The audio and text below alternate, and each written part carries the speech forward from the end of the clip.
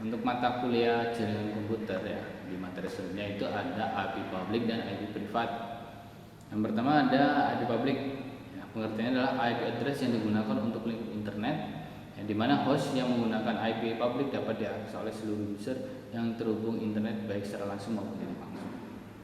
Sebuah IP public dapat berupa statis maupun dinamis. Ya.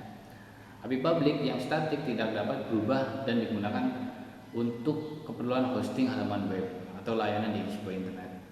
Di sisi lain, sebuah IP public yang dinamis dipilih dari sebuah pool yang tersedia pada alamat, dan perubahan masing-masing hanya terjadi satu kali untuk menghubungi ke internet. Sebagian besar pengguna internet hanya akan memiliki IP dinamis yang bertugas untuk satu komputer saja. Ketika komputer tersebut disconnect atau DC, ya, maka koneksi tersebut akan menghubungkannya kembali secara otomatis. Ya.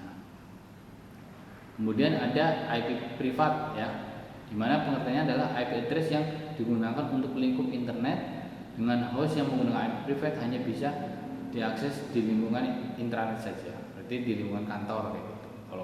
Kalau yang publik itu berarti dari ISP ke modem kita, ya. Contohnya berarti dari IndiHome ke ke rumah atau ke kantor kita gitu. Kemudian IP privat itu digunakan untuk penomoran komputer di jaringan pribadi, ya, yaitu tadi saya belum bilang di rumah, di kantor atau di sekolahan, ya. Kemudian perangkat dengan IP privat itu tidak dapat terhubung langsung ke internet, ya. Kenapa bisa seperti itu? Karena komputer di luar jaringan lokal tidak dapat terhubung langsung ke perangkat dengan IP pribadi. Hal ini dimungkinkan untuk menghubungkan dua jaringan pribadi dengan bantuan router atau perangkat supaya mendukung network address translation, ya, yaitu yang bisa disebut dengan modem. Nah, jika jaringan pribadi yang terhubung ke internet, ya, maka sistem komputer akan memiliki IP tersendiri maupun IP publik.